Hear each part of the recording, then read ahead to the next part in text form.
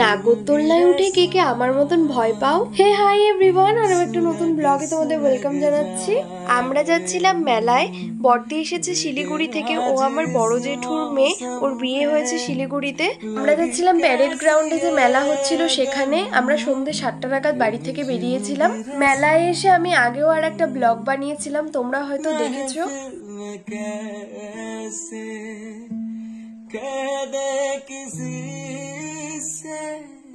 চলে এসেছি মেলায়, এবার আমি টিকিট কাটতে যাব। 1 মাস থেকে এই মেলাটা হচ্ছিল, তাই খুব একটা ভিড় ছিল না মেলায়।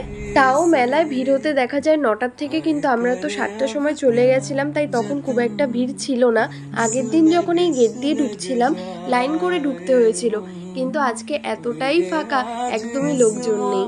টিকিটে আবার নিজের ফোন নাম্বারটা লিখে বাক্সে জমা করতে হয়। যেহেতু সকাল থেকে আজ বৃষ্টি হচ্ছিল আলিপুরে, সেই কারণেই মেলায় আরো লোকজন নেই। মেলায় গেছিলাম আমি, বর্দি আর বম্মা। আমি তো ভিড় একদমই পছন্দ করি না, বর্দিও ভিড় পছন্দ করে না। বর্দি বলে ভালো হয়েছে মেলায় লোকজন নেই, আমরা একটু ভালো করে ঘুরতে পারবো। আর বম্মা বলছে মনে হচ্ছে দুর্গাপুজো ঘুরতে বেরিয়েছি, কারণ সব জায়গায় প্যান্ডেল শুরু হয়ে গেছে। মেলায় আস্তে আস্তে সব প্যান্ডেল দেখতে দেখতে আসছিলাম। দুর্গাপুজোর প্যান্ডেলের ভেতরে যে গানগুলো হয় মেলায়, সেই গানগুলোই হচ্ছিল, তার জন্য আরো মনে হচ্ছিল দুর্গাপুজো ঘুরতে বেরিয়েছি। মেলায় এই মাটির খেলনাগুলো দেখে ছোটবেলার কথা মনে পড়ে গেছিল। তারপর আমরা চলে যাই চপ খেতে। আমরা 3জনই আলাদা রকমের চপ নিয়েছিলাম, তাই সবারটা একটু একটু করে টেস্ট করে দেখছিলাম কেমন খেতে। বর্দির তো বিয়ে হয়ে গেছে, তাই বেচারি সবার আগে সংসারের জিনিসগুলো দেখছিল মেলায় গিয়ে। বর্দির খুব ইচ্ছে নাগরদোলনায় চলবে, তাই আমরা ওখানে চলে গেছিলাম। ওখানে গিয়ে আমি বম্মাকে কটা ছবি তুলে দিয়েছিলাম, তারপর আমি আর বর্দিও কয়েকটা ছবি তুলেছিলাম আর ভিডিও করেছিলাম।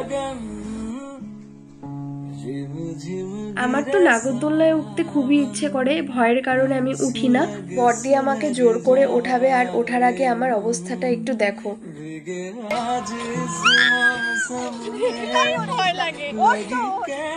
উঠে দেখলাম তেমন কোনো ভয় নেই।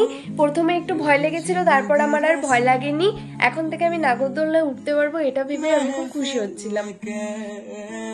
তারপর আমরা চলে যাই পাপড়ি চাট খেতে। ওখানে একটা দোকান ছিল,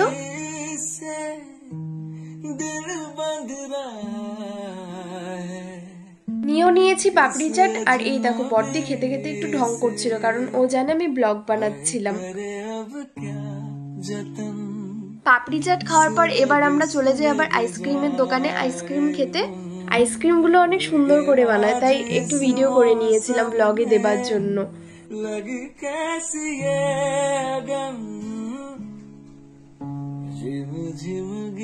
মেলায় ঘোরা আমাদের কমপ্লিট হয়ে গেছে। খুবই ছোট্ট একটা মেলা, ঘুরতে খুব একটা সময় লাগেনি।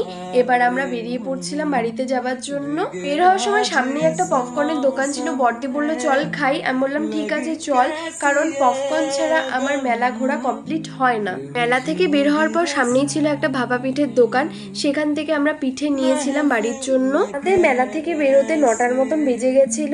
চলো এবার বাড়ি যাওয়ার পালা। যদি ভিডিওটি তোমাদের ভালো লাগে অবশ্যই লাইক কমেন্ট করে দিও। দেখা হবে অন্য কোনো নতুন ভিডিওতে। টাটা।